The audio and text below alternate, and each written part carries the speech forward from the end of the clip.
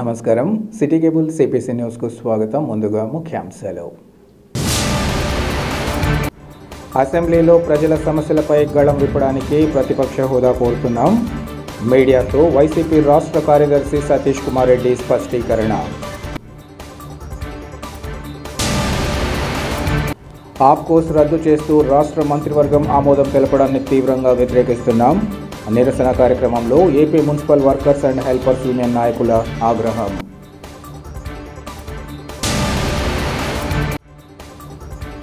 Assembly speaker Ayyanna Patrudu వ్యాఖ్యలను తీవ్రంగా ఖండిస్తున్నాం. కూటమి ప్రభుత్వంతో పాటు అసెంబ్లీ స్పీకర్ పట్ల టీటీడీ బోర్డు మాజీ సభ్యులు యానాదయ్య మండిపాటు. తమ పార్టీ అధినేత వైఎస్ జగన్మోహన్ రెడ్డి అసెంబ్లీలో ప్రజల సమస్యలపై గళం విప్పడం కోసమే ప్రతిపక్ష హోదా కోరుతున్నారని వైసీపీ రాష్ట్ర కార్యదర్శి సతీష్ కుమార్ రెడ్డి తెలిపారు. ఈరోజు పులివెందులలో ఏర్పాటు చేసిన విలేకరుల సమావేశంలో ఆయన మాట్లాడారు. నేడు వైఎస్ఆర్సీపీ పార్టీ తరపున ప్రతిపక్ష హోదా కోరడానికి ప్రధాన కారణం టీడీపీ సూపర్ 6 పేరుతో ప్రజలకు హామీలు ఇచ్చి పూర్తి స్థాయిలో వాటి అమలు చేయడంలో విఫలం కావడమేనన్నారు. ఆయా హామీలపై ప్రజల తరపున గళం విప్పడం కోసమే నేడు వైఎస్ఆర్సీపీ ప్రతిపక్ష హోదా కోరుతోందన్నారు. ప్రతిపక్ష హోదా వైఎస్ఆర్సీపీ కోరగా అసెంబ్లీ తిరస్కరించినప్పటికీ ఇదే విషయాన్ని కోర్టుకు వెళ్లగా కోర్టు వివరణ ఇవ్వమని అసెంబ్లీ స్పీకర్కు నోటీసులు పంపి 4 నెలలు అవుతున్నా నేటికి సమాచారం కోర్టుకు ఇవ్వకపోవడం నిర్లక్ష్యం కాదా అని ప్రశ్నించారు. తాము ప్రతిపక్ష హోదా ఇవ్వడం లేదని స్పీకర్ కోర్టుకు బదిలిస్తే కోర్టు తెలిపిన విధంగా తమ పార్టీ నాయకుడు తాము నడుచుకుంటామన్నారు. వైఎస్ జగన్కు ప్రతిపక్ష హోదా ఇవ్వకపోతే అసెంబ్లీలో ప్రజల సమస్యలపై చర్చించడం కోసం అవకాశం తక్కువగా ఉంటుందని, దానివల్ల ప్రజలు పూర్తి స్థాయిలో నష్టపోతారన్నారు. రాష్ట్ర ప్రజలకు చంద్రబాబు నాయుడు పైన నమ్మకం లేదని, అధికారం కోసం పవన్ కళ్యాణ్ను వాడుకుంటున్నాడని, ఇది పూర్తి స్థాయిలో పవన్ కళ్యాణ్ పార్టీకే నష్టం కలుగుతుందన్నారు.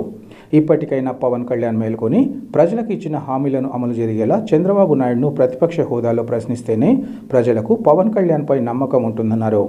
కూటమి నాయకులు అసెంబ్లీలో ప్రజల పక్షాన పూర్తి స్థాయిలో చర్చిస్తున్నామని, వాటిని అమలు చేస్తున్నామని అంటున్నారు తప్ప సామాన్య ప్రజలకు వారు ఇచ్చిన సూపర్ 6 అమలులో పూర్తి స్థాయిలో విఫలమయ్యారన్నారు. ఈ రాష్ట్రంలో 175 నియోజకవర్గాలు ఉన్నాయి, 25 పార్లమెంట్ స్థానాలు. బహుశా భారతదేశ చరిత్రలో 175 అసెంబ్లీ నియోజకవర్గాలు, 175 అసెంబ్లీ నియోజకవర్గాల్లో 25 ఈ రాష్ట్రంలో ఉన్నటువంటి 25 పార్లమెంట్ స్థానాల్లో మొదటి స్థానం కానీ లేకుండా రెండో స్థానం కానీ వచ్చినటువంటి ఏకైక పార్టీ ఇంతవరకు నాకు తెలిసి ఒక వైఎస్ఆర్ కాంగ్రెస్ పార్టీని అనుకుంటున్నాను. భారతదేశ చరిత్రలో రాష్ట్రంలో ఉన్నటువంటి అన్ని అసెంబ్లీ స్థానాల్లో, అన్ని పార్లమెంట్ స్థానాల్లో కూడా మొదట లేకుండా ఉంటే రెండో స్థానంలో వచ్చేటువంటి ఏకైక పార్టీ నాకు తెలిసి ఒక వైఎస్ఆర్ కాంగ్రెస్ పార్టీని అనుకుంటున్నాను. ఇతర రాష్ట్రాల్లో ఎక్కడైనా ఉంటే ఏదైనా 2-3 స్థానాల్లో ఉన్న ఆ పార్టీ రెండో స్థానం నుంచి ఇంకా తక్కువ 3వ స్థానంలో 4వ స్థానంలో పడిపోయిన సందర్భాలు ఎన్నో ఉంటాయి. కానీ this is the first instance where 175కు 175 స్థానాల అసెంబ్లీ, 25కి 25 పార్లమెంట్ స్థానాల్లో మొదట లేదా రెండవ స్థానంలో వచ్చేటువంటి పార్టీ వైఎస్ఆర్ కాంగ్రెస్ పార్టీ. ఇంతకంటే హోదా ఏం కావాలయ్యా? ప్రధాన ప్రతిపక్షం అని చెప్పేదానికి ఇంతకంటే ఏమి ఎగ్జాంపుల్ కావాలా అని చెప్పి నేను అడుగుతున్నా. ఈరోజు జగన్మోహన్ రెడ్డి గారు పోరాటం ప్రధాన ప్రతిపక్ష స్థాయి కావాలంటే అంగుల కోసరం కాదు. జగన్మోహన్ రెడ్డికి కావాల్సినటువంటి అన్ని అంగులు ఉన్నాయి. ఆయనకు ₹1 అదనంగా నీకు బత్తాలు అవసరం లేదు, నువ్వు ఇచ్చేటువంటి ఫెసిలిటీ అవసరం లేదు, నువ్వు ఇచ్చేటువంటి పిఏలు అవసరం లేదు, నీ అలవెన్స్లు అవసరం లేదు. కేవలం మేము కోరుతా ఉండేది అసెంబ్లీలో ప్రజల తరపున పోరాటం చేయడానికి సరైనటువంటి సమయం ఇచ్చేదానికోసమే ఈ యొక్క పోరాటం. దీన్ని పక్కన పెట్టి రకరకాలుగా మీరు మాట్లాడుతున్నారు. నేను ఒకటి అడుగుతున్నాను పవన్ కళ్యాణ్ గారిని. నిన్న పవన్ కళ్యాణ్ గారు కూర్చొని ఏదో మాట్లాడతా ఈ 5 సంవత్సరాలు ప్రధాన ప్రతిపక్ష హోదా వచ్చేటువంటి సమస్య లేదని చెప్పి మాట్లాడాడు. ఈ రాష్ట్రంలో ఉన్నటువంటి ప్రజలకు జగన్మోహన్ రెడ్డి తర్వాత ఏ నాయకుని మీదన్నా కొంచెం అంతో ఇంతో నమ్మకం ఉందంటే పవన్ కళ్యాణ్ గారు. ఎన్నో మాటలు మాట్లాడారు, ప్రజలు కూడా అతన్ని నమ్మారు. చంద్రబాబు నాయుడు మీద నమ్మకం లేకపోవడం వల్ల చంద్రబాబు నాయుడు ఏమేమి అబద్ధాలు చెప్పాలో అవన్నీ పవన్ కళ్యాణ్ నోటితో చెప్పించారు. ఈరోజు పవన్ కళ్యాణ్ గారు ఒకసారి ఆలోచన చేయండి, ఏం మాట్లాడుతున్నారు మీరు? చంద్రబాబు నాయుడు గారు మీతో చెప్పినటువంటి హామీలు ఏమైనాయి? వాటి మీద మీరు యుద్ధం ప్రకటించాల్సిన అవసరం ఉందా లేదా? మీరు పోరాటం చేయాల్సినటువంటి అవసరం ఉందా లేదా? అబద్ధాలు చంద్రబాబు నాయుడు చెప్పారు, అది వదిలిపెట్టి ఆయన మీద పోరాటం చేసేది వదిలిపెట్టి ప్రజల కోసం ఆరాటపడేటువంటి జగన్మోహన్ రెడ్డి గారి మీద నువ్వు కూర్చొని ప్రధాన ప్రతిపక్ష హోదా రాదు అంటున్నావు. మరి నువ్వు పోషిస్తావా? నీకుంది కదా 21 స్థానాలు. మరి చంద్రబాబు నాయుడు గారు చెప్పినటువంటి అన్ని హామీలు ఈరోజు తొంగలో దొక్కినాడు కదా, నువ్వు పోషిస్తావా ఈరోజు ప్రధాన ప్రతిపక్ష హోదా? నీకు బాధ్యత లేదా? రా, ప్రజల తరపున పోరాటం చేయి, నీ యొక్క ఇమేజ్ను కాపాడుకో. నీ ఇమేజ్తో చంద్రబాబు నాయుడు గారు ఆడుకుంటున్నారు, గుర్తుపెట్టుకో. నీకు తాత్కాలికంగా ఏమన్నా ఈరోజు లబ్ధి జరుగుతుందనో కానీ శాశ్వతంగా నిన్ను రాజకీయంగా భూస్థాపితం చేసేటువంటి కార్యక్రమాలు జరుగుతున్నాయి తెలుగుదేశం పార్టీ చంద్రబాబు నాయుడు ద్వారా, అది గుర్తుపెట్టుకో. రెండవది, ఆమె షర్మిల ఏదో మాట్లాడుతూ ఉంది. ఏందమ్మా, నువ్వు ఎక్కడికి పోతున్నావు? ఏం చేస్తున్నావు? నువ్వు ఏ పార్టీలో ఉన్నావు? అసలు నీ బాధ్యత ఏంది? నువ్వు కాంగ్రెస్ పార్టీలో ఉన్నావా లేకున్నా ఉంటే నువ్వేమైనా చంద్రబాబు నాయుడికి చెంచాగిరి చేస్తాండవా? రాజశేఖర రెడ్డి గారి కూతురు నువ్వు, అది గుర్తుపెట్టుకో. ఏం మాట్లాడుతున్నావు? నీ వ్యక్తిగత సమస్యలు ఉంటే నీ ఇంట్లో చూసుకో, కానీ నీ వ్యక్తిగత సమస్యను దృష్టిలో పెట్టుకొని కావాలని చెప్పి నీ ఏదో కోరికలు తీరాలని చెప్పి జగన్మోహన్ రెడ్డి మీద మాట్లాడడం ఎంత హాస్యాస్పదంగా ఉంది. ముఖ్యంగా చంద్రబాబు నాయుడు గారికి ఏ రోజో క్రెడిబిలిటీ పోయింది. ప్రజల్లో ఎప్పుడు కూడా చంద్రబాబు నాయుడు గారి మీద సదభిప్రాయం లేదు. ఆయన మాట నిలబడుకునేటువంటి వ్యక్తి కాదు. కానీ ఈరోజు అదే దావకు అదే కోవకు ఆయన నమ్ముకునేటువంటి ఇద్దరిని తీసుకొని వస్తున్నాడు. ఒకటి పవన్ కళ్యాణ్, రెండు షర్మిలమ్మ. ఈరోజు నేను ఒకటి అడుగుతున్నాను స్పష్టంగా. ఒక వివాదం జరుగుతూ ఉంది. జగన్మోహన్ రెడ్డి ప్రతిపక్ష హోదా కోసం ఈరోజు పోరాటం చేస్తూ ఉన్నాడు. మిమ్మల్ని కరెక్ట్గా నిలదీస్తున్నాడు. నాకు ప్రతిపక్ష హోదా ఇస్తేనే నేను వస్తాను, లేకుండా ఉంటే నేను రావడం వల్ల ఏం మేలు జరుగుతుంది రాష్ట్రానికి? ఏం మేలు జరుగుతుంది ప్రజలకు? నేను వచ్చి అసెంబ్లీలో కూర్చోవడం వల్ల కాదు, నేను సమర్థవంతంగా ప్రజల యొక్క సమస్యలు మాట్లాడేదానికి నాకు సమయం దొరికితేనే దానికి న్యాయం చేసేటువంటి వాడిని అవుతాను. కానీ ఊరికే ప్రేక్షక పాత్ర ఆడు కూర్చుంటే ఏమొస్తుంది? ఆప్కోస్ రద్దు చేస్తూ ప్రైవేట్ ఏజెన్సీలకు అప్పచెప్పడం కోసం రాష్ట్ర మంత్రివర్గం ఆమోదం తెలపడాన్ని తీవ్రంగా వ్యతిరేకిస్తున్నామని AP municipal workers and helpers union నాయకుడు సుంకర రవి ఆగ్రహం వ్యక్తం చేశారు. మంత్రివర్గ నిర్ణయాన్ని వ్యతిరేకిస్తూ మున్సిపల్ కార్మికులు ఆందోళన బాటపట్టారు. అందులో భాగంగా పాత మున్సిపల్ కార్యాలయం నుంచి మెయిన్ పోస్టాఫీస్ వరకు ర్యాలీని నిర్వహించి తమ నిరసన తెలియజేయడంతో పాటు పోస్ట్ కార్డు ఉద్యమం చేపట్టారు. ఈ సందర్భంగా ఆయన మాట్లాడుతూ, కూటమి నేతలు గత ఎన్నికల్లో ఆప్కోస్ విధానాన్ని రద్దు చేసి కార్మికులను పర్మనెంట్ చేస్తామని నమ్మబలికి నేడు ప్రైవేట్ ఏజెన్సీలకు అప్పచెప్పడం అనేది దారుణమన్నారు. 2016లో భారతదేశ అత్యున్నత న్యాయస్థానం సుప్రీంకోర్టు ఇచ్చిన తీర్పు కార్మికులకు సమాన పనికి సమాన వేతనం ఇవ్వాలని తీర్పిస్తే ఆ తీర్పును గంగలో తొక్కి వీరు ఇష్టానుసారం చట్టాలను మారుస్తున్నారన్నారు. ఎంతో అనుభవం కలిగిన సీఎం చంద్రబాబు నాయుడు కార్మికుల పక్షాన నిలబడి వారిని పర్మనెంట్ చేస్తూ వారికి న్యాయం చేయాలన్నారు. మున్సిపల్ కార్మికులు కూడా ప్రభుత్వాన్ని గెలిపించుకున్న వారిలో ఒకరని గుర్తించాలన్నారు. లేని పక్షంలో మార్చి 5వ తేదీన చెలో విజయవాడ కార్యక్రమానికి కార్మిక సత్తా చాటుతామని, అప్పటికీ సమస్య పరిష్కారం కాకపోతే సమ్మవాట పట్టేందుకైనా సిద్ధమని తెలిపారు. ఈ కార్యక్రమంలో యూనియన్ నాయకులు తదితరులు పాల్గొన్నారు.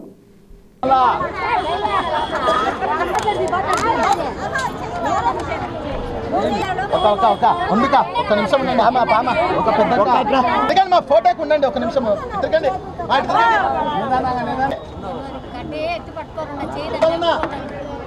వేయండి మా, ఒక్కొక్కరు వేయండి.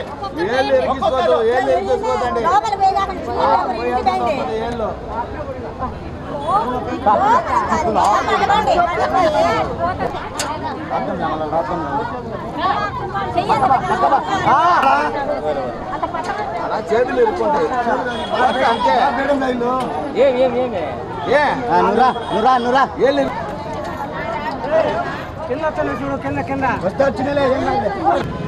రాష్ట్ర వ్యాప్తంగా అవుట్సోర్సింగ్ కాంట్రాక్ట్ కార్మికులందరినీ పర్మనెంట్ చేయాలని, ప్రైవేటీకరణ ఆపాలని, ఆప్కోస్ విధానాన్ని రద్దు చేసి ఈరోజు ప్రైవేట్ ఏజెన్సీలకి అప్పచెప్తున్నారు. ఈరోజు 7 నెంబర్ జీవో ప్రకారం కోవిడ్లో పనిచేసే వాళ్ళకు, కొత్త కార్మికులకు చాలీ జీతాలతో బతుకుతున్నారు. వాళ్ళకు సంబంధించి వాళ్ళకు కానీ వేతనాలు పెంచాలని ఈరోజు, అట్లాగే పర్మనెంట్ ఎంప్లాయీస్ సంబంధించి పిఆర్సీ కానీ, డిఏ కానీ, ఇంక్రిమెంట్లు కానీ, ఏపీజీల్ బాండ్ సంబంధించి ఇంతవరకు డబ్బులు కడుతున్నారో కట్టలేదో తెలియదు. అట్లాగే ఇంజనీర్ సెక్షన్లో పనిచేసే కార్మికులకి ఈరోజు వేతనాలు పెంచడంలే, వేతనాలు 5 ఏళ్ల నుంచి పెంచకుండా ఈరోజు అన్ని రాష్ట్ర ప్రభుత్వాలు మొండి చేయి చూపిస్తుంది. అందుకే మేమేం చేసినామంటే పోస్టర్ ఉద్యమాన్ని నడిపాం. ఈరోజు దాదాపు 40,000 మంది మున్సిపల్ కార్మికులు పోస్టర్లో సీఎం గారికి, అసెంబ్లీ జరుగుతుంది, సీఎం గారికి మేము అందజేస్తున్నాం. ఈరోజు పోస్టర్లో వేసి ఈరోజు మా సమస్యలు పరిష్కరించకుంటే రాబోయే కాలంలో పెద్ద ఎత్తున పోరాటం చేయాలని అనుకున్నాం. ఈరోజు మున్సిపల్ కార్మికులు ఈరోజు ప్రైవేట్ ఏజెన్సీకి ఎందుకయ్యా? ఈరోజు ప్రైవేట్ ఏజెన్సీ ఎవరిది? ఈరోజు ప్రైవేట్ ఏజెన్సీ రూపంలో ఈరోజు పిఎఫ్ కడప నగరంలో 1,70,00,000 తినే వాళ్ళనే ఇంతవరకు అరెస్ట్ చేయాల. ఈరోజు ప్రైవేటీకరణ ఇస్తే అనేక మంది ఉద్యోగాలు అమ్ముకొని ఈరోజు 2 లక్షలు 3 లక్షలకు ఉద్యోగాలు అమ్ముకుంటే వాళ్ళని పట్టించుకోవాలా, ఆరోగ్యం బాగాలేకుంటే వాళ్ళని పట్టించుకోవాలా. ఈరోజు రాష్ట్ర ప్రభుత్వం ఎట్లా చేస్తుందంటే మున్సిపల్ కార్మికుల్ని తడుగుడ్డేసి గొంతు కోసే పద్ధతిలో ఈరోజు వ్యవహరిస్తుంది. దాని కారణంగానే ఈరోజు పోస్టర్ల ఉద్యమం నడుపుతున్నాం.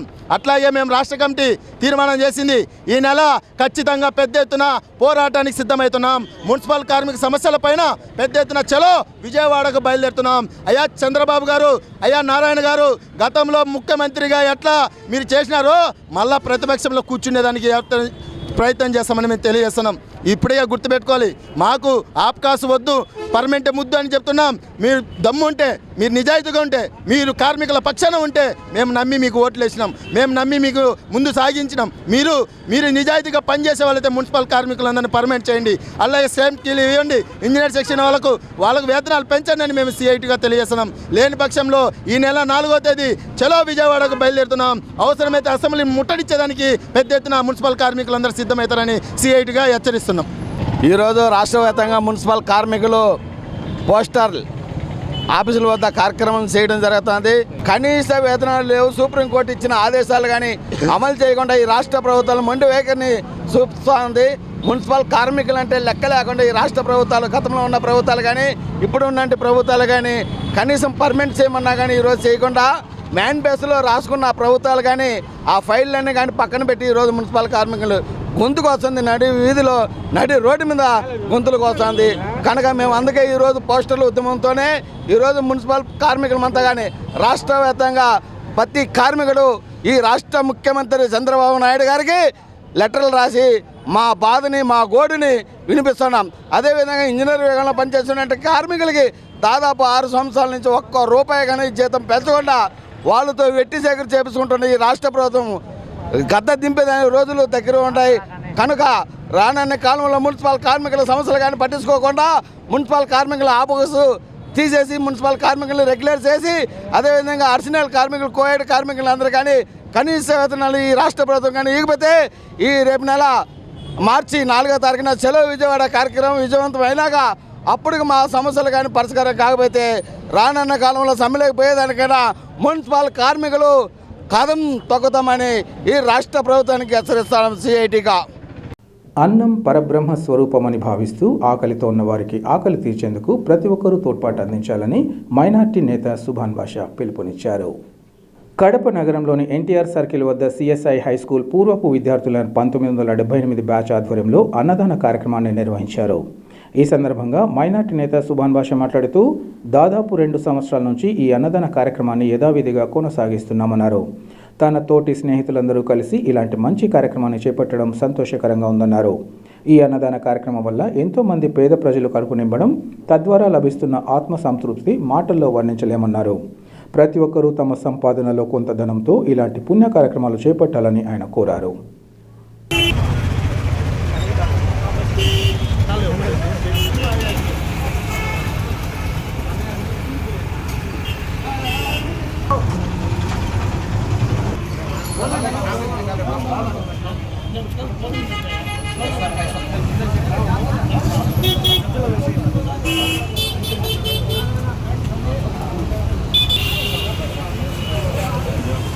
ಸಂಘಾಲ್ವರು ಆಗಲಿಲ್ಲ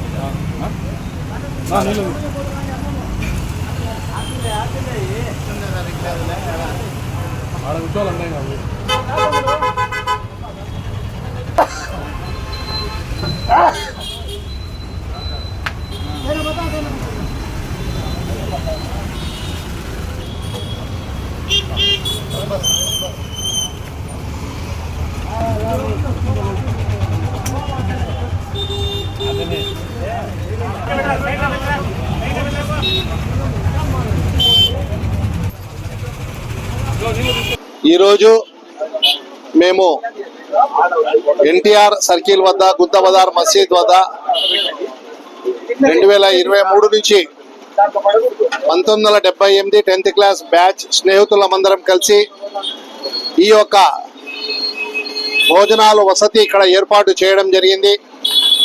కడప పట్టణము నడిబొడ్డులో ఇక్కడ చాలామంది చుట్టుపక్కల నుంచి హాస్పిటళ్ళకైతేనేమి వారి యొక్క సమస్యల కోసం ఇక్కడికి రావడం జరుగుతూ ఉంటుంది. ఈ పరిస్థితిలో ఇక్కడ మేము మా అందరు స్నేహితులందరం కలిసి ఈ విధంగా మనము నెలకు మినిమం ఒక 2 సార్లన్నా మనము ఆర్గనైజ్ చేయాలని నిర్ణయించుకున్నాం. దానికి అనుగుణంగానే మేము ఈ నెలలో మొదటి వారంలో ఏర్పాటు చేయడం జరిగింది. తిరిగి ఇప్పుడు మళ్ళా ఏర్పాటు చేశాం. మేము ఇది మా యొక్క బ్యాచ్ 1978 బ్యాచ్ అందరం కలిసి చేస్తున్నటువంటి కార్యక్రమం. అన్నం అనేది ప్రతి ఒక్కరికి ఈ యొక్క ప్రపంచంలో ప్రతి ఒక్కరూ బతుకుతా ఉండేది కేవలము కడుపు కోసమే. ఎవరెవరు ఎన్నో కష్ట సుఖాలు ఉన్నాయి, వారందరి కష్ట సుఖాల కోసం తాపత్రయపడేది ఇందుకోసమే. ఇవన్నీ ఆలోచించుకొని మా యొక్క స్నేహితులందరూ దేవుని దయ వల్ల అల్లా దయ వల్ల కొంత భాగము లైఫ్లో సెటిల్ అయిన వాళ్ళే అందరూ ఆవిడ అందరం కలిసి నిర్ణయించుకొని ఈ కార్యక్రమం చేయడం జరిగింది. రాబోయే భవిష్యత్తులో కూడా మేము ఇంకా కొన్ని సోషల్ యాక్టివిటీస్ చేయడం జరుగుతుంది. ఆల్రెడీ మేము చేస్తున్నాము. రక్తదాన శిబిరాలు అయితేనేమి, అనాథ శరణాలకైతేనేమి, కొంతమంది విద్యార్థులకు కూడా బాగా చదివే వాళ్ళకు మా చేతనైన సహాయం అందిస్తున్నాం. మేమందరము సిఎస్ఐ స్కూల్లో 10th క్లాస్ వరకు చదువుకున్నాం. 10th తర్వాత 1978 10th బ్యాచ్. ఆ తర్వాత ఉద్యోగరీత్యా రకరకాలుగా ఎక్కడనో అందరు అయిపోయి ఎక్కడెక్కడనో వాళ్ళ జీవనం కొనసాగించి ఇక్కడ ఇప్పుడు మళ్ళా దాదాపు 45 ఏళ్ల తర్వాత అందరం కలవడం జరిగింది. చాలా సంతోషం. అల్లాహ్ తాలా దేవుడు మా అందరి స్నేహితుల ఆరోగ్యాలు బాగుండాలని, అందరం కలిసికట్టుగా సంతోషంగా గడపాలని ఉండాలని అల్లాను భగవంతుణ్ణి జీసస్ క్రైస్ట్ను విన్నవించుకుంటూ రాష్ట్ర శాసనసభ స్పీకర్ అయ్యన్న పాత్రుడు వైసీపీ అధినేతతో పాటు పార్టీ నేతలను ఉద్దేశించి చేసిన వ్యాఖ్యలు తీవ్రంగా ఖండిస్తున్నామని టీటీడీ బోర్డు మాజీ సభ్యులు యానాదయ్య తెలిపారు. కడప నగరంలోని వైసీపీ కార్యాలయంలో ఏర్పాటు చేసిన విలేకరుల సమావేశంలో ఆయన మాట్లాడారు. రాజ్యాంగ పదవిగా ఉన్న స్పీకర్ స్థానంలో కూర్చున్న అయ్యన్న పాత్రుడు అసలు ఆ పదవికే అనర్హుడన్నారు. రాజ్యాంగ విలువలు కాపాడలేని వ్యక్తిగా వ్యవహరిస్తున్న ఆయన తన పదవికి రాజీనామా చేయాలని డిమాండ్ చేశారు. చట్టసభల్లో 10% సభ్యులుంటేనే ప్రతిపక్ష హోదా ఇవ్వాలన్న అంశం ఎక్కడైనా ఉందా అని ప్రశ్నించారు. 1994లో ఉమ్మడి ఆంధ్రప్రదేశ్లో కేవలం 27 స్థానాల్లో గెలిచిన కాంగ్రెస్కు ప్రతిపక్ష హోదా ఇచ్చిన విషయాన్ని గుర్తు చేసుకోవాలన్నారు.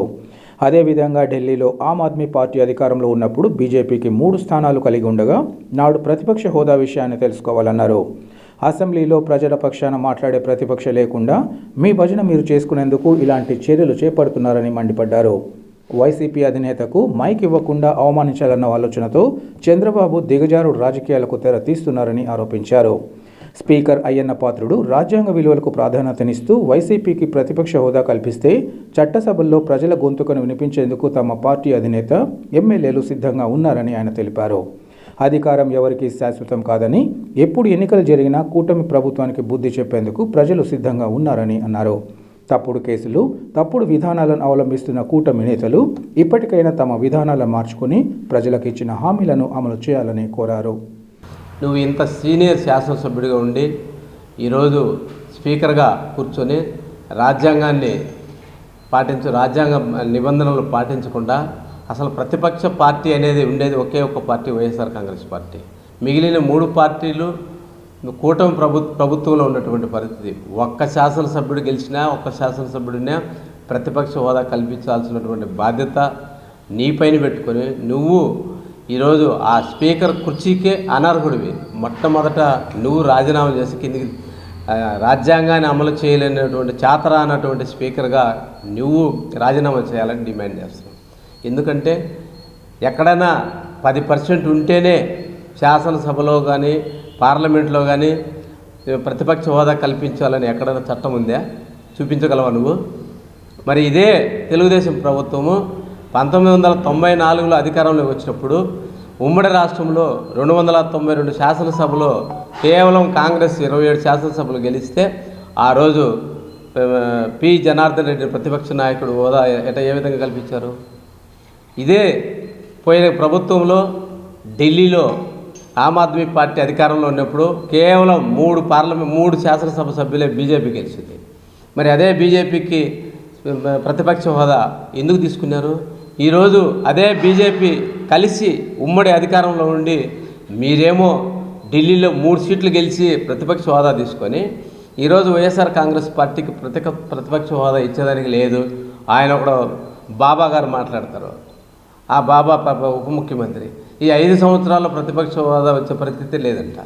అసలు సిగ్గుందా మీకు? శాసనసభలో ఎప్పుడైనా ప్రజల పక్షాన మాట్లాడేటటువంటి ప్రతిపక్షం లేకుండా చేసి ప్రతిపక్షాన శాసనసభ్యులు అసెంబ్లీలోకి రానికుండా చేసి మీ భజన మీరు చేసుకునేదానికి ఈరోజు లేనటువంటి అసెంబ్లీలో లేనటువంటి వ్యక్తులు జగన్మోహన్ రెడ్డి గారి పైన అవాకులు చవాకులు పేలుతూ ఉన్నారు శాసనసభలో ఎమ్మెల్యేలు. ఇది మరి కేంద్ర ప్రభుత్వం కానీ ఇవన్నీ కూడా ఆలోచించాలి. ఎవరు సిగ్గుమాలిన సభ్య సమాజం సిగ్గుపడతా ఉండేది మిమ్మల్ని చూసి. ఈరోజు శాసనసభలో ప్రతిపక్ష పార్టీకి ప్రతిపక్ష హోదా కల్పించకుండా నోరు నొక్కేసి ఈరోజు మామూలుగా వచ్చి సాధారణ శాసనసభ్యుడిగా కూర్చొని మైక్ ఇచ్చి పీక్కొని అవమానించాలనేటటువంటి ఆలోచనతో ఈరోజు చంద్రబాబు నాయుడు గారు దిగజారుడు రాజకీయాలు. ఇన్ని సంవత్సరాల చరిత్ర 40 సంవత్సరాల హిస్టరీ అని చెప్పుకునేటటువంటి వ్యక్తి ఇంత దిగజారి రాజకీయాలు చేస్తా మీరు సభ్య సమాజం మిమ్మల్ని చూసి బాధపడుతూ ఉండదు. రాజ్యాంగ నిబంధనలను వదిలేసినటువంటి వ్యక్తులు నీటికి వదిలేసినటువంటి వ్యక్తులు మీరు. ఇటువంటి దుర్మార్గమైనటువంటి పరిపాలనను మానేసి అయ్యన్న పాత్రుడు నీకు వయసు వచ్చింది, ఇన్నిసార్లు శాసనసభగా ఒక పెద్ద మనిషిగా ఈరోజు నీతులు మాట్లాడడం కాదు. నీకు చిత్తశుద్ధి ఉంటే నీవే ఒక శాసనసభ స్పీకర్గా నిన్ను డెసిషన్ తీసుకొని జగన్మోహన్ రెడ్డి గారికి వైఎస్ఆర్ కాంగ్రెస్ పార్టీకి ప్రతిపక్ష హోదా కల్పించండి, తప్పకుండా శాసనసభకు వస్తాం, శాసనసభలో ప్రజల గొంతు మాట్లాడడానికి సిద్ధంగా ఉన్నాం. అంతేగాని ఈ విధంగా తప్పుడు మాటలు తప్పు చేసింది మీరు నిందలు ఇతరుల మీద వేయడాన్ని తీవ్రంగా ఖండిస్తున్నాం. ఇప్పటికైనా చంద్రబాబు నాయుడు గారు నువ్వు నిరంతరము ఈరోజు సాక్షి పేపరు కథనం రాసిందని దానిపైన ఒక కమిటీ వేస్తావు. ఒక మాజీ శాసనసభ్యుడిని తప్పుడు కేసు పెట్టి వంశీని జైల్లో పెట్టింది కాక అతనిపైన తప్పుడు కేసులని ఈరోజు భూ కబ్జా కేసులు దానికి సిట్టు ఒక కమిషన్ వేస్తారు. అంటే ఒక మనిషికి ఒక సిట్టు కమిషన్ వేసి వేధించాలనుకోవడము ఇవన్నీ కూడా తెలుగుదేశం పార్టీ వాళ్ళందరూ కూడా మేము కూడా చెప్తున్నాం, మేము కూడా లెక్కలు రాసుకొని ఉంటాం. తప్పకుండా మీకేమి ఈ అధికారం శాశ్వతం కాదు. ఇప్పుడు ఎన్నికలు జరిగిన తెలుగుదేశం పార్టీ తుప్పుగా ఓడిపోయేటటువంటి పరిస్థితి ఉంది. రాబోయే మా ప్రభుత్వంలో వీటికి వడ్డీతో సహా రుణం తీర్చుకుంటాం. తప్పుడు కేసులు తప్పుడు విధానాన్ని అవలంబిస్తున్నటువంటి తెలుగుదేశం కానీ కూటమి నాయకులారా ఇప్పటికైనా మాని ప్రజలకు ఇచ్చినటువంటి హామీలు సూపర్ 6 సూపర్ 7 చెప్పినటువంటి తప్పుడు వాగ్దానాలతో అధికారంలోకి వచ్చారు. ఇప్పటికైనా ప్రజలకు ఇచ్చినటువంటి హామీలు నెరవేర్చాలని కూడా ఈ సందర్భంగా మీ ద్వారా డిమాండ్ చేస్తున్నాం. ముస్లింలు తీవ్రంగా వ్యతిరేకిస్తున్న వక్ఫ్ సవరణ బిల్లును నిరాకరిస్తూ ఆంధ్రప్రదేశ్ అసెంబ్లీ సమావేశాలలో తీర్మాన్ని ఆమోదించి కేంద్రానికి పంపాలని ముస్లిం మైనార్టీ సమైక్య వేదిక రాష్ట్ర అధ్యక్షుడు సయ్యద్ సలావుద్దీన్ డిమాండ్ చేశారు. ఈ సందర్భంగా విజయవాడలోని తాడేపల్లి ప్రెస్ క్లబ్లో జరిగిన విలేకరుల సమావేశంలో ముస్లిం సమైక్య వేదిక రాష్ట్ర అధ్యక్షుడు సయ్యద్ సలావుద్దీన్ మాట్లాడారు. భిన్నత్వంలో ఏకత్వం, సర్వమత సమ్మేళనం, వివిధ సంస్కృతి సంప్రదాయాలకు నిలయమైన మన సెక్యులర్ భారతదేశంలో కేంద్రంలోని బీజేపీ నేతృత్వంలోని ఎన్డీఏ ప్రభుత్వం భారత రాజ్యాంగాన్ని తూట్లు పొడుస్తోందన్నారు. ప్రజాస్వామ్యాన్ని ఖూనీ చేస్తూ దేశవ్యాప్తంగా ఉన్న కోట్లాది ముస్లిం సామాజిక వర్గాన్ని ఆర్థికంగా దెబ్బతీయాలనే కుట్ర చేస్తోందన్నారు. నల్ల చట్టం వక్ఫ్ సవరణ బిల్లు పేరుతో చట్టసభలలో ప్రవేశపెట్టి కోట్లాది ముస్లిం సామాజిక వర్గాల ప్రజల మనోభావాలను, వారి అభిప్రాయాలను తుంగలో తొక్కుతోందన్నారు. దేశంలోని వివిధ రాజకీయ పార్టీలు వ్యతిరేకించినప్పటికీ ముస్లిం సామాజిక ఆర్థిక మూలాలను, భవిష్యత్తు తరాల ప్రగతికి అడ్డుకట్ట వేయాలనే దురుద్దేశంతో కుట్రపూరితంగా వక్ఫ్ ఆస్తులను దోచుకోవడం కోసం కేంద్ర ప్రభుత్వం ప్రయత్నిస్తోందని మండిపడ్డారు. ఈరోజు ఈ ప్రెస్ క్లబ్లో పెట్టడము ముఖ్య ఉద్దేశము మన భిన్నత్వంలో ఏకత్వం, మత సమ్మేళనం, వివిధ సంస్కృతి సంప్రదాయాలకు నిలయమైన మన సెక్యులర్ భారతదేశంలో మన బాబాసాహెబ్ అంబేద్కర్ గారు అందరికీ సమానంగా న్యాయంగా రాజ్యాంగం రాయబడింది. కానీ ఈరోజు గత 10 సంవత్సరాలుగా బీజేపీ ప్రభుత్వము, ఎన్డీఏ ప్రభుత్వం బీజేపీ ఎన్నో విధాలుగా ముస్లింలను ఇబ్బంది పెట్టేటట్టుగా, ముస్లింలను అణగదొక్కేందుకు ఎన్ఆర్సీ కానీ, సిఏఏ కానీ, ట్రిపుల్ తలాక్ కానీ ఇలాంటి ఎన్నో నల్ల చట్టాలు, యూసీసీ కానీ ముస్లింలకు ఇబ్బంది పెట్టడమే కానీ దేశ అభివృద్ధికి ఎలాంటి పని చేయని ఈ బీజేపీ ప్రభుత్వము ముస్లింలను టార్గెట్ చేస్తూ ముస్లింల కోసం అణగదొక్కేటందుకు, ముస్లిం సంపదను కొలగట్టేటందుకు ఈరోజు ఒక కొత్త చట్టము వక్ఫ్ బోర్డు సవరణ బిల్లు తేవడం జరిగింది.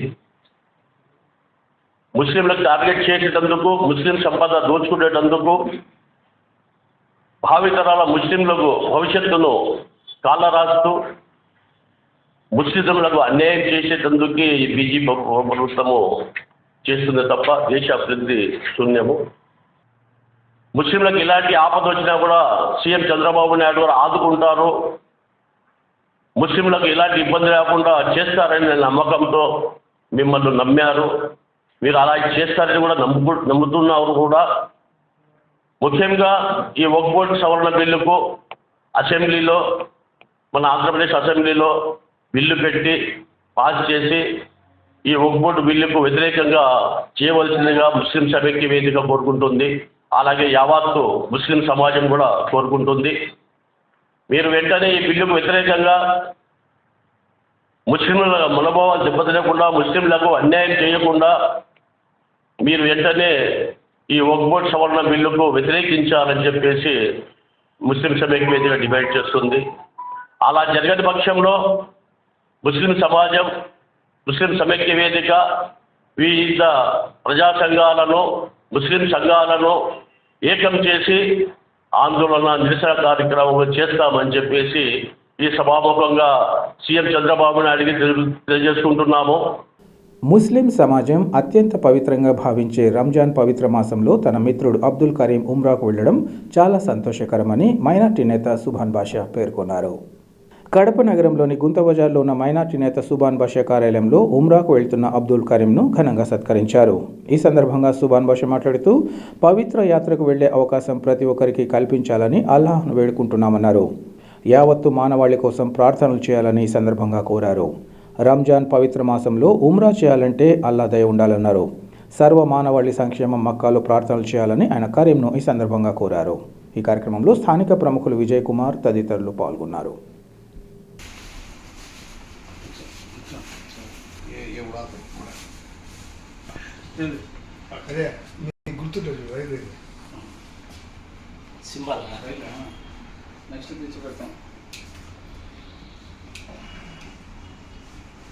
अलीला सहार का दे शफी बगल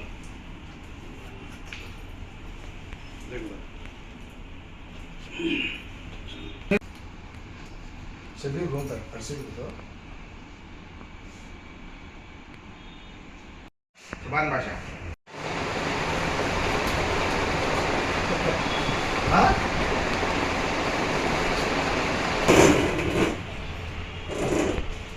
చూసినా అంతే తెలుగుదేశం చంద్రబాబు సపోర్ట్ అంటే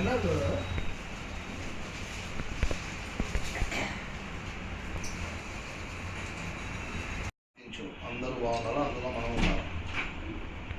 ఓకే उसमें जाएंगे मैं साहब मैं आता हूँ, तुम्हें आ जाओ, रिटर्न आ जाओ, मजा लेगा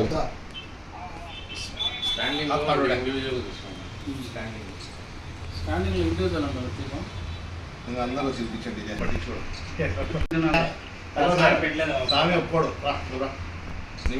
ఈరోజు చాలా సంతోషకరమైన దినము. మా చిన్ననాటి స్నేహితుడు 10th క్లాస్ వరకు అందరం కలిసి చదువుకున్నాం సిఎస్ఐ స్కూల్లో. ఆ తర్వాత ఆ స్నేహం దాదాపు ఇప్పటి వరకు అలాగే కొనసాగుతోంది అల్లా దయ వల్ల. ఈరోజు మా స్నేహితుడు 1 నెల పవిత్రమైన రంజాన్ మాసంలో ఉమ్రాకి వెళ్తున్నాడు. ఈ పవిత్రమైన ఈయన యాత్ర సుఖ సంతోషాలతో కొనసాగాలని ఆ అల్లాహ్ ప్రార్థిస్తున్నాను.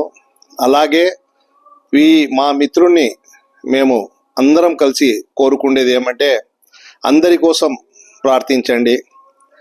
అల్లా దయ వల్ల అందరూ ప్రతి ఒక్కరూ సుఖ సంతోషాలతో ఉండాలని, భారతదేశం కాదు యావత్తు ప్రపంచ దేశాల్లో ఉన్నటువంటి ముస్లిం తెలుగు వారందరూ కలిసికట్టుగా సంతోషంగా ఉండాలని, ఒకరి పవిత్రమైన పుణ్యక్షేత్ర స్థలాలను గౌరవించి ఒకరికి ఒకరు ప్రేమాభిమానాలతో ఉండాలని, అందరూ కలిసికట్టుగా సంతోషంగా ఉండాలని. ఇక్కడ ఒక హిందూ ముస్లిమే కాదు క్రైస్తవులు సోదరులు ఉన్నారు. భారతదేశంలో ఉన్నటువంటి యావత్తు కుల మతాలకు అతీతంగా పవిత్రమైన మీ ఉమ్రా యాత్రలో అందరి కోసం ప్రార్థించండి. అందరం బాగుండాలా. అలాగే మీ యొక్క చిన్ననాటి స్నేహితులం ఎవరైతే ఉన్నామో వారి బిడ్డల భవిష్యత్తు కోసం కూడా అల్లాహ్ తాలాను ప్రార్థించాలని మనస్ఫూర్తిగా కోరుకుంటూ ఈరోజు ఒక చిన్న గెట్ టుగెదర్ నా కార్యాలయంలో ఏర్పాటు చేయడం జరిగింది. ఆయన ఇంత బిజీ షెడ్యూల్లో కూడా ఇక్కడికి వచ్చి మా అందరికీ ఆతిథ్యాన్ని స్వీకరించడం చాలా సంతోషకరం. ఆయన బిఎస్ఎన్ఎల్ సెంట్రల్ గవర్నమెంట్లో అకౌంట్స్ ఆఫీసర్గా ఉండి రిటైర్డ్ కావడం మా బ్యాచ్లో ఒక గొప్ప విషయం. కాబట్టి పవిత్రమైన ఈ ఉమ్రా యాత్ర ఆయనది సుఖ సంతోషాలతో విజయవంతంతో పోయి రావాలని, అందరి కోసం ప్రార్థించాలని అల్లాహ్ తాలాను కోరుకుంటున్నాను. కూటమి ప్రభుత్వం ఈ నెల 28వ తేదీన అసెంబ్లీలో ప్రవేశపెట్టబోయే బడ్జెట్లో సాగునీటి రంగం, సూపర్ 6 హామీల అమలుకు ప్రాధాన్యతనిస్తూ కేటాయింపులు చేయాలని కాంగ్రెస్ పార్టీ సీనియర్ నాయకులు నరెడ్డి తులసిరెడ్డి డిమాండ్ చేశారు. ఈరోజు వేంపల్లెలోని తన కార్యాలయంలో ఏర్పాటు చేసిన మీడియా సమావేశంలో ఆయన మాట్లాడారు. మనది వ్యవసాయ ప్రధానమైన రాష్ట్రం కాగా వ్యవసాయానికి సాగునీటి రంగం గుండెకాయ లాంటిదన్నారు. గతంలో కాంగ్రెస్ ప్రభుత్వాలు మొత్తం బడ్జెట్లో 15% సాగునీటి రంగానికి కేటాయించేవని, అందువల్ల సాగునీటి ప్రాజెక్టులలో సింహభాగం కాంగ్రెస్ పాలనలో పూర్తి అయ్యాయన్నారు. అయితే తర్వాత వచ్చిన టీడీపీ వైకాపా ప్రభుత్వాలు నిర్లక్ష్యం చేసిన కారణంగా సాగునీటి ప్రాజెక్టులు ఎక్కడ వేసిన గొంగళి అక్కడైనా చందంగా ఉండిపోయాయని విమర్శించారు. అలాగే ఈ మారు కూటమి ప్రభుత్వం ఏర్పాటుకు మరో ప్రధాన కారణం సూపర్ 6 పథకాలన్నారు. ఇప్పటి వరకు కూటమి ప్రభుత్వం సామాజిక పింఛన్లు, ఉచిత గ్యాస్ సిలిండర్ పథకం తప్ప మిగతా అన్ని హామీలను అమలు చేయకుండా మోసం చేసిందని అన్నారు. ఈ నెల 28వ తేదీన కూటమి ప్రభుత్వం అసెంబ్లీలో ప్రవేశపెట్టబోయే 2025-26 ఆర్థిక సంవత్సరానికి సంబంధించిన బడ్జెట్లో సాగునీటి రంగానికి సూపర్ 6 పథకాలకు సముచిత ప్రాధాన్యత ఇవ్వాలని కాంగ్రెస్ పార్టీ డిమాండ్ చేస్తూ ఉంది. 2024-25 ఆర్థిక సంవత్సరంలో ఈ 2 రంగాలను పూర్తిగా నిర్లక్ష్యం చేయడం జరిగింది. పర్యవసానంగా సాగునీటి ప్రాజెక్టులు ఎక్కడ వేసిన గొంగలి అక్కడే అన్న చందాన ఉండిపోయినాయి. ఇక సూపర్ 6 పథకాల్లో ఒక్క సామాజిక పెన్షన్లు పథకం, మహిళలకు సంబంధించిన 3 హామీల్లో ఒక ఉచిత గ్యాస్ సిలిండర్ పథకం తప్ప మిగతా ఏవి కూడా అమలు కాలేదు. కనీసము 2025-26 ఆర్థిక సంవత్సరంలోనైనా సరే ఈ 2 రంగాలకు సముచిత ప్రాముఖ్యత ఇవ్వాలని కాంగ్రెస్ పార్టీ డిమాండ్ చేస్తూ ఉంది. ఇందులో మొదటిది సాగునీటి రంగం. మనది వ్యవసాయ ప్రధానమైన రాష్ట్రం. వ్యవసాయానికి సాగునీటి రంగం గుండెకాయ లాంటిది. గతంలో కాంగ్రెస్ ప్రభుత్వాలు టోటల్ బడ్జెట్లో 15% కేవలము సాగునీటి రంగానికే కేటాయించేవి. అందువల్లనే అనేక ప్రాజెక్టులో సింహభాగం పూర్తయినాయి. తర్వాత వచ్చిన ప్రభుత్వాలు సాగునీటి రంగాన్ని నిర్లక్ష్యం చేసిన కారణంగా ఎక్కడ వేసిన గొంగలి అక్కడే చందంగా ఉండిపోయినాయి. కనీసం 2025-26 ఆర్థిక సంవత్సరంలో 15% నిధులు కేవలం సాగునీటి రంగానికి కేటాయించాలి. అంటే దాదాపు 3 లక్షల కోట్ల రూపాయల బడ్జెట్ ఉంటుందనుకుంటే 45,000 కోట్ల రూపాయలు సాగునీటి రంగానికి కేటాయించాలని కాంగ్రెస్ పార్టీ డిమాండ్ చేస్తూ ఉంది. వార్తలు ముగించే ముందు ముఖ్యాంశాలు మరోసారి. అసెంబ్లీలో ప్రజల సమస్యలపై గళం విప్పడానికి ప్రతిపక్ష హోదా కోరుతున్నాం. మీడియాతో వైసీపీ రాష్ట్ర కార్యదర్శి సతీష్ కుమార్ రెడ్డి స్పష్టీకరణ. ఆప్కోస్ రద్దు చేస్తూ రాష్ట్ర మంత్రివర్గం ఆమోదం తెలపడాన్ని తీవ్రంగా వ్యతిరేకిస్తున్నాం. నిరసన కార్యక్రమంలో AP municipal workers and helpers union నాయకుల ఆగ్రహం.